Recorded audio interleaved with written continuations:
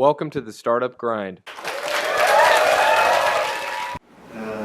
Para quem não me conhece, meu nome é Dalton, né? Eu sou aluno aqui da Unirio e sou diretor do Startup Grind aqui no Rio de Janeiro também, né? O Startup Grind ele é uma organização aí com sede no Vale do Silício, né? Tem espalhada no mundo todo, né? Hoje a gente está em mais de 150 cidades, no mundo mais de 60 países, né? Com o objetivo realmente de inspirar e apoiar o ecossistema de empreendedorismo e inovação, né? Com um foco bastante forte em tecnologia.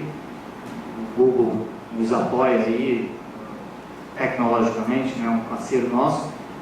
E, enfim, nosso objetivo final é juntar pessoas, né? Compartilhar experiências e tentar fazer com que o ecossistema, de uma forma geral, se desenvolva, né? E a gente, enfim, é um formato que a gente tem para fazer isso, são esses eventos que a gente procura fazer pelo menos uma vez por mês, né? Estamos até conseguindo fazer mais do que isso, né? O último tem 3 semanas e a gente tem outro agora no dia 25, se eu não me engano, né? A orientação para maio foi trazer mulheres empreendedoras, né? Mas eu só consegui encontrar uma, então trouxe o grande amigo aqui e, enfim, é uma pessoa que eu estimo bastante, não só como pessoa, mas, né, como empreendedor. Um cara aí teve... Bom, não vou adiantar a história dele, né? Vou deixar para ele contar, mas, enfim, eu queria aí pedir uma salva de palmas para a gente receber o Rodrigo Barro.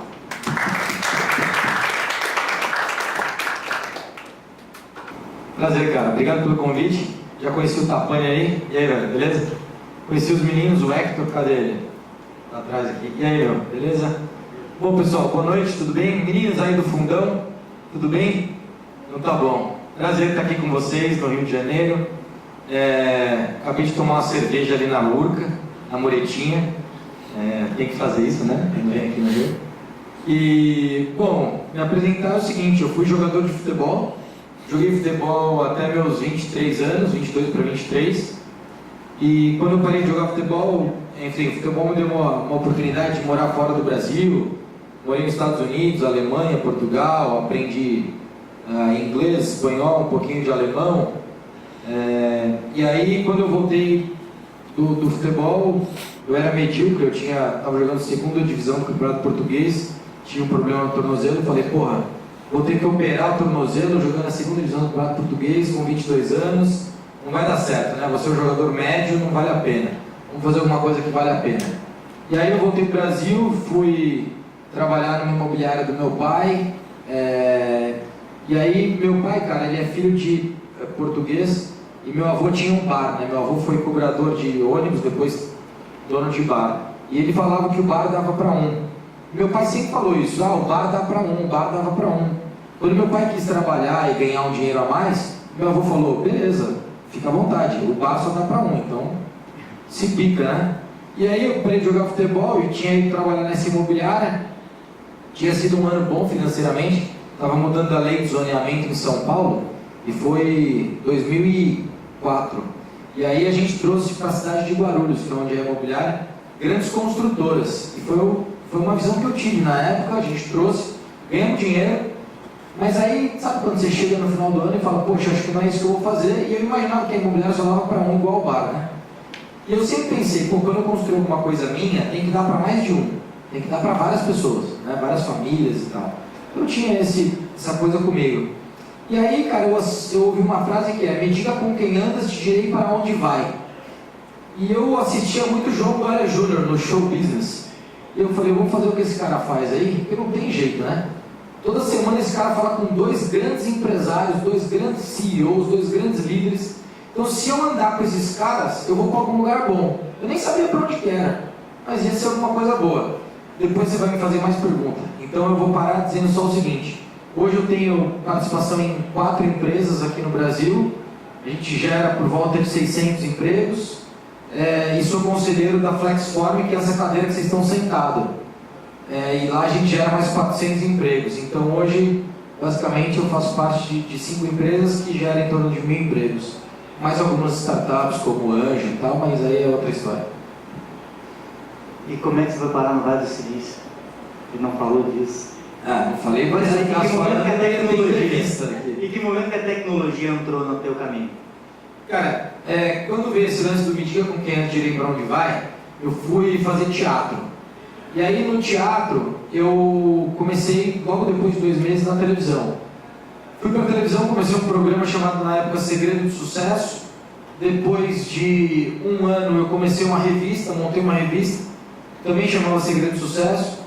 E continuei o programa. Depois de 2 anos eu criei um negócio de evento chamado Fórum Empresarial Regional. Então em 2005 comecei na televisão, 2006 revista, 2007 eventos. Esses eventos a gente fazia 40 eventos por ano. Eu vendi esse negócio em 2010 para uma empresa chamada Momentum. Aliás, a Momentum tem sede em São Paulo, mas ela está no Rio também. E a sede global é em Nova York. Vendi esse negócio para essa empresa e na época eu comprei uma faculdade na cidade de Guarulhos e comprei uma empresa de mídia exterior, aqueles outdoors eletrônicos. E isso foi em 2010. E continuei na televisão. 2011, 2012. Em 2012 eu criei um negócio de vídeo chamado Manjar Filmes, uma produtora de vídeo basicamente. E aí eu falava, poxa vida, eu tinha que conseguir fazer vídeo em escala, né? E no fundo, cara, depois que você sonha alguma coisa, que era o que eu tinha sonhado, Me Diga Com Quem Antes de Ir Pra Onde Vai, eu olhava pro João Dória, com 24 anos, e eu falava, cara, meu sonho é estar ali, na televisão. E com 24, com 25, eu já estava lá na televisão. Fiquei na TV Gazeta 5 anos, a gente foi em 2009, 2010, 2011. Eu não sei, aqui no Rio a TV Gazeta é muito fraca, mas em São Paulo e várias outras partes do Brasil ela é forte. A gente foi o maior faturamento da emissora por minuto durante 3 anos. E aí eu fui para a Rede TV em 2012, e aí em 2013 eu falei, cara, eu agora preciso mudar esse meu ambiente, né? Então Me Diga Com Quem Antes de Ir Pra Onde Vai. Eu achei que no Brasil eu já tinha conquistado bastante coisa, mas eu achei que eu tinha potencial para mais. Eu tinha só 32 anos, eu tenho 34, então eu fui criado no sol, que parece que tem mais, né? Mas eu só tinha 32 anos, falei, pô, eu vou sair do Brasil, vou lá para o Vale do Silício, não entendia nada de tecnologia, hoje eu entendo um pouquinho, mas não entendia nada, e falei, eu vou para lá, porque Me Diga Com Quem Antes de Ir Pra Onde Vai. Se eu estiver no meio daqueles caras, da mesma forma que estando aqui com esses grandes CEOs, esses grandes empresários, eu conquistei o que eu conquistei no Brasil, se eu for para o Vale do Silício, eu acho que eu também vou conseguir conquistar coisas maiores aí pelo mundo. E aí eu fui para o Vale do Silício com uma proposta de fazer um curso de Design Thinking em Stanford. Fazia webinários em Stanford e tal, que é gratuito, não sei se vocês sabem, mas dá para você fazer, é gratuito, é bem legal. E aí eu fui para o Vale do Silício, só que quando eu comecei a estudar, eu falei, putz, em vez de fazer o webinar, eu vou fazer um documentário. Eu peguei uma câmera minha, que eu já trabalhava com vídeo, tinha o background, vocês estão vendo que eu gosto de falar. Eu vou chegar lá, vou entrevistar um monte de startup, um monte de investidor anjo, um monte de venture capital, e aí vou entender como é que aqueles caras pensam, como é que aqueles caras agem, o que eles comem, como é que eles andam, o que eles... Sim, qual é o comportamento deles, e se eu me comportar como eles, eu acho que está acontecendo alguma coisa. E foi isso que aconteceu, cara. Em 3 meses, essa era a proposta do documentário, mas com 3 semanas eu falei, eu vou morar aqui. E aí a minha esposa já estava lá comigo, a gente estava indo lá para ficar 3 meses, com 3 semanas a gente decidiu morar lá, e com 3 semanas eu falei, bom, o que eu sei fazer na vida? Abrir empresa. Eu vou abrir mais uma. Aí, cara, eu fui abrir uma empresa, era um negócio que eu conhecia, que era serviço. Então eu não abri uma empresa de tecnologia na época, aliás, você sabe um pouquinho da história. Eu abri uma web TV, por quê? Porque basicamente o que eu sabia era produzir conteúdo, tá certo? Então eu fui fazer o que eu sabia, que era produzir conteúdo. E aí foi agosto, setembro, outubro, novembro. Ali em dezembro eu falei, cara, eu estou no Vale do Silício, com a oportunidade de fazer uma empresa de tecnologia, e eu estou aqui prestando serviço, eu estou aqui fazendo um negócio de web TV. Como é que eu mudo esse cenário? Então, a primeira coisa que eu acho que eu gostaria de deixar para vocês, assim, lá no Vale do Silício, o meu principal aprendizado até hoje é uma palavrinha, assim, curta, que é simplicidade. Só que as coisas lá são tão simples, as pessoas têm um comportamento tão simples, eles desenvolvem produtos de uma forma tão simples, que logo quando eu cheguei, eu achei que aquilo era uma baboseira. Ah, não é possível, cara. Os caras falam que são empreendedores só para estar fazendo uma app. Isso é brincadeira. E eu tinha realmente construído empresas, eu já gerava empregos, então eu achava que eu era empreendedor e eles não eram. Mas no fundo eu percebi que aquele modelo mental de simplicidade trazia outras duas coisas muito importantes que eu gostaria também de deixar para você refletir. Número 1, colaboração. As pessoas lá de fato colaboram muito umas com as outras. Eu aqui no Brasil, quando eu encontrava uma pessoa, gente, era para falar de business. Era business, business, business. E quando você fala de business, primeiro você pensa em você, depois você pensa em qualquer outra coisa. Quando você fala de business, você pensa você, você, você, depois você pensa no cara que está fazendo business com você, para, se você der muita sorte, pensar em alguma outra coisa. Lá, eles pensam primeiro do outro lado, né? Eles pensam primeiro nos stakeholders de um modo geral. Então eles pensam na comunidade, no consumidor, no parceiro, no fornecedor, até no governo os caras pensam, coisa que se aqui a gente pensar no governo, estamos fodidos, né? Então, porque eles não pensam na gente nem um pouco, mas no fundo a gente tem que pensar, a gente tem que pagar imposto, é normal. Mas a segunda palavrinha depois de simplicidade é colaboração. As pessoas de fato, assim, elas colaboram demais. E eu quero também deixar uma outra coisa que é o seguinte, cara, eu só consegui entender esse modelo mental, Danton, quando eu percebi que eu estava vulnerável e deixei a minha arrogância de lado. Porque geralmente o que acontece, pessoal, quando você está vulnerável? Você fica arrogante. Já percebeu? A pessoa está vulnerável, a primeira coisa que ela faz é ela não quer muita proximidade com o outro, com o interlocutor. Porque quando eu tenho proximidade, o interlocutor percebe que eu estou vulnerável. Então a primeira coisa que eu tinha feito era, eu não entendo nada de tecnologia, pá! E aí eu, sou empreendedor do Brasil, tal, tenho dinheiro, vou contratar gente.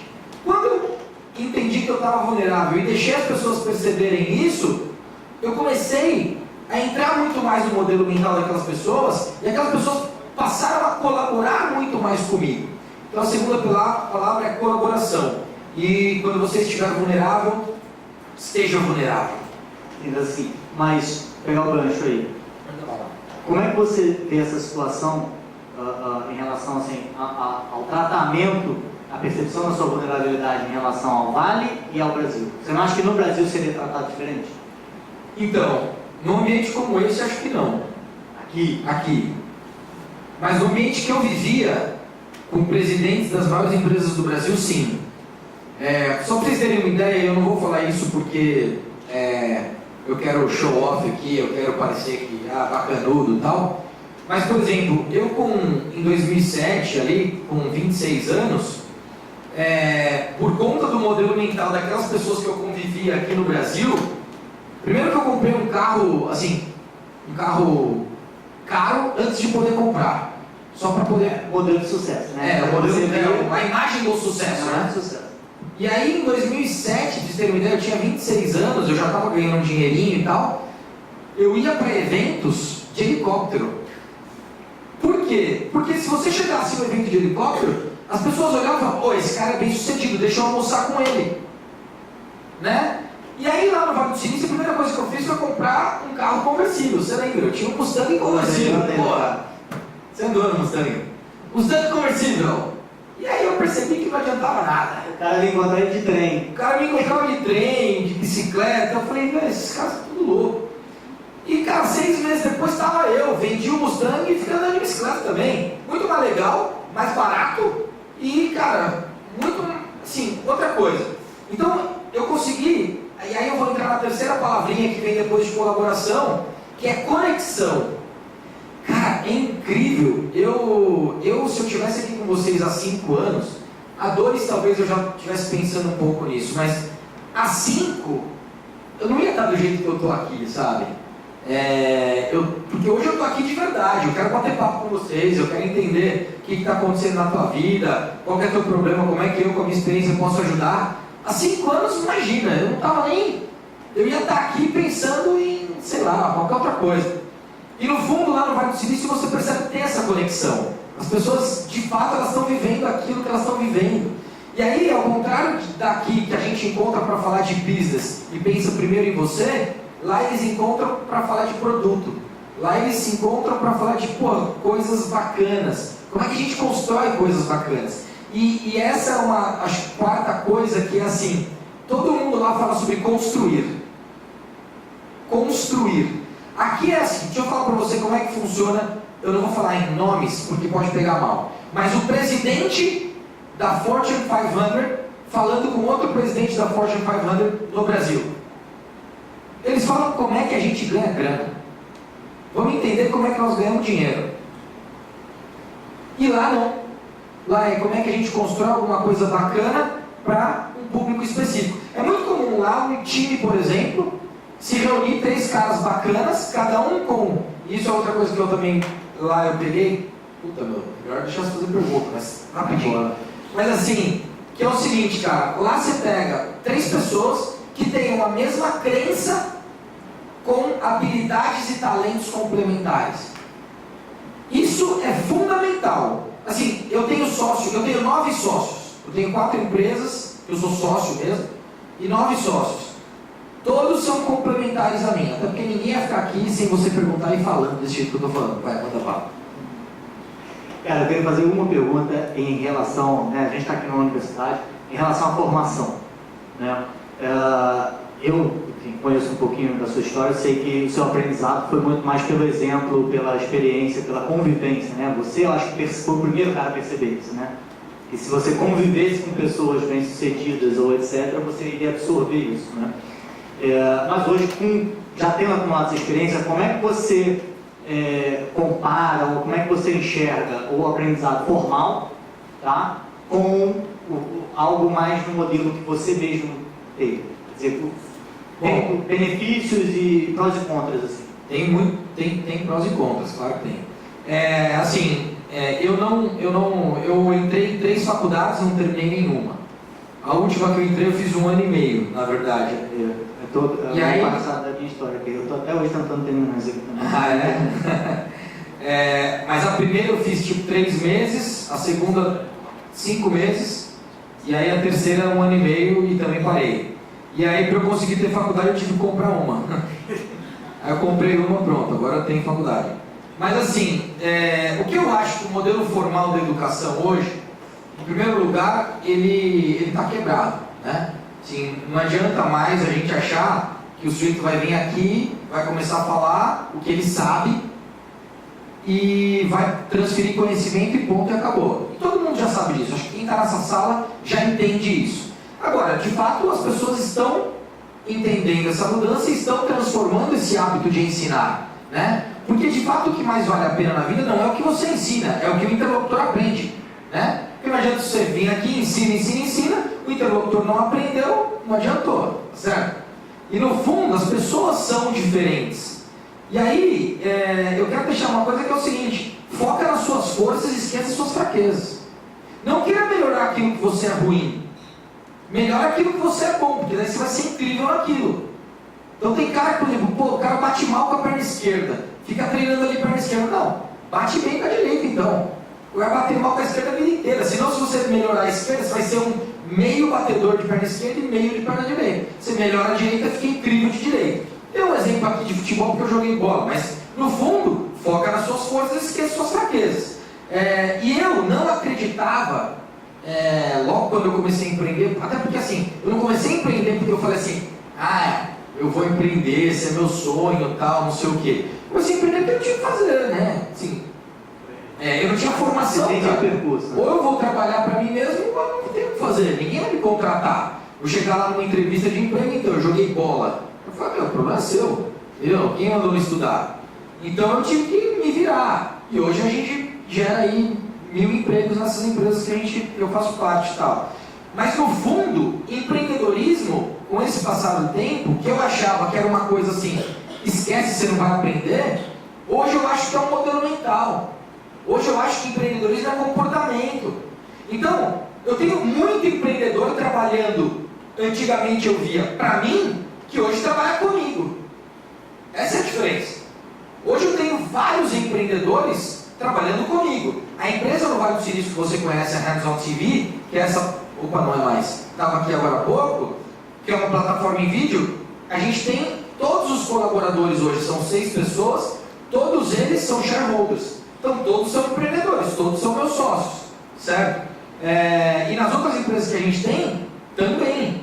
E hoje a gente traz essa mentalidade, esse modelo mental empreendedor para dentro da companhia. E esse modelo mental que vamos dizer, que eu vivi no Vale do Silício, da simplicidade, da colaboração, da conexão, esse modelo mental eu tenho que trazer para as empresas aqui no Brasil.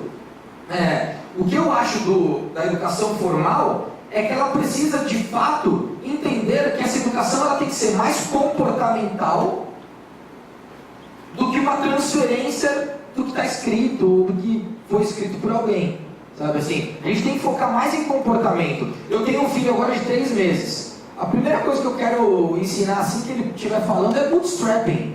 Bootstrapping é você se autofinanciar ou montar um projeto para fazer um financiamento. Isso é bootstrapping.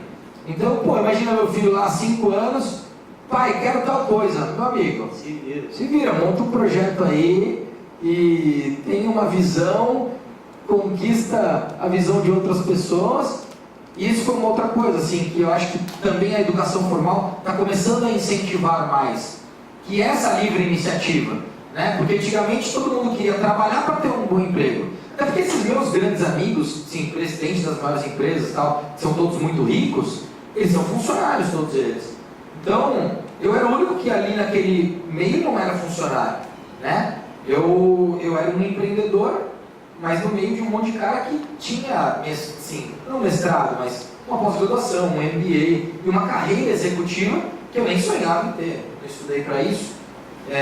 E eu acho que o gap que fica, assim, o que me falta hoje? Falta coisa que eu vejo que tem nos meus sócios ou nos meus colaboradores. Então, de verdade, assim, eu foco nas minhas forças. É isso, né? Você complementou. Eu complemento. Eu não quero fazer o que eu não sei. Então, em vez de entender de tecnologia, eu tenho um CTO que é um cara genial. Que às vezes ele fala algumas coisas que eu não entendo, eu falo, senta o pau, vambora. Não entendi?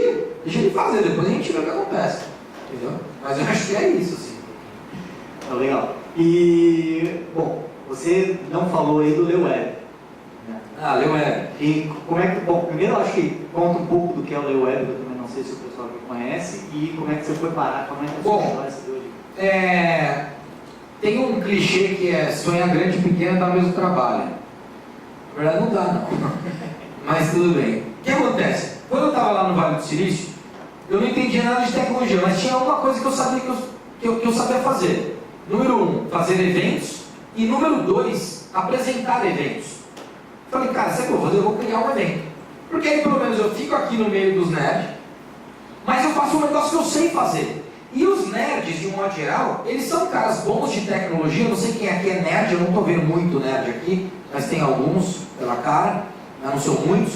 Mas o nerd, de um modo geral, ele é um cara brilhante no que ele faz, mas ele também não sabe contar aquela história. A maior dificuldade de um cara que é genial em tecnologia é montar uma história para conseguir um funding ou para conseguir um sócio. E eu falava, eu não sei o que ele faz, mas contar a história melhor do que ele conta, eu sei. Então eu pegava a história dele ruim, ele era genial. Então eu não mexia na tecnologia, até porque eu não entendia. Mas eu pegava uma história ruim e melhorava essa história. Então eu comecei a fazer mentoria com esses caras e criei um negócio chamado Pitch. No primeiro evento do Pitch, só para vocês terem uma ideia, esse tipo de evento aqui, Startup Grind, tem todos os dias 50 desses no Vale do Silício. Todos os dias 50 desses no Vale do Silício. E eu frequentava os eventos.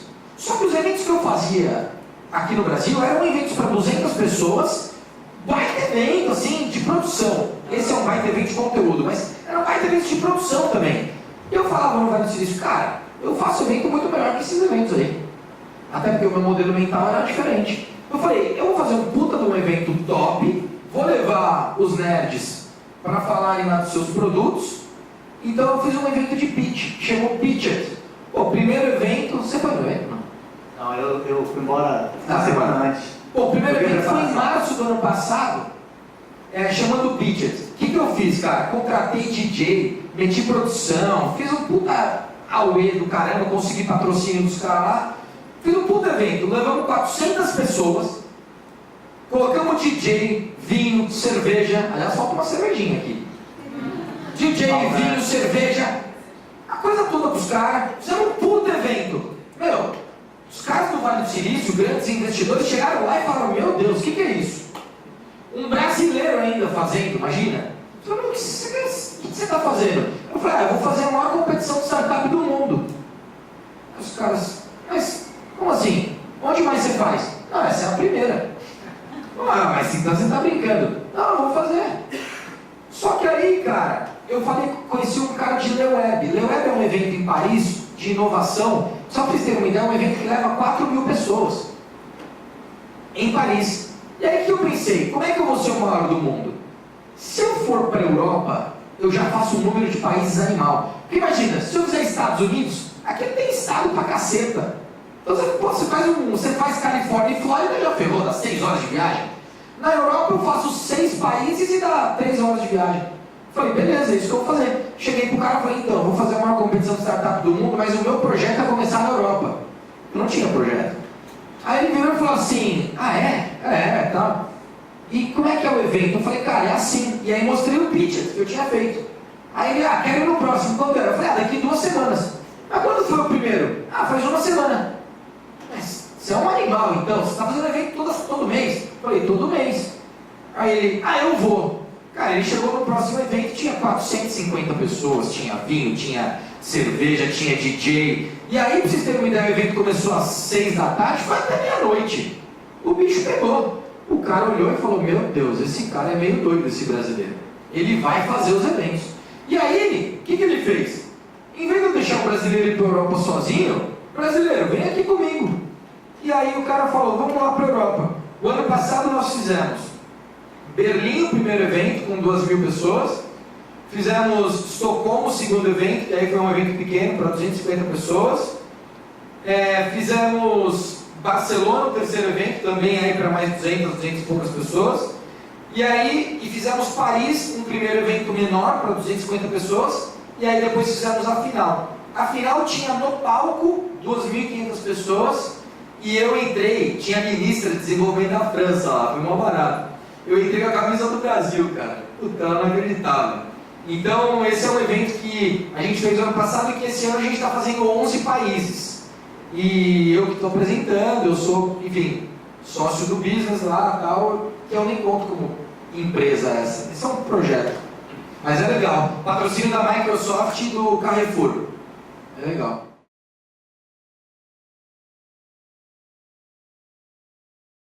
Welcome to the Startup Grind.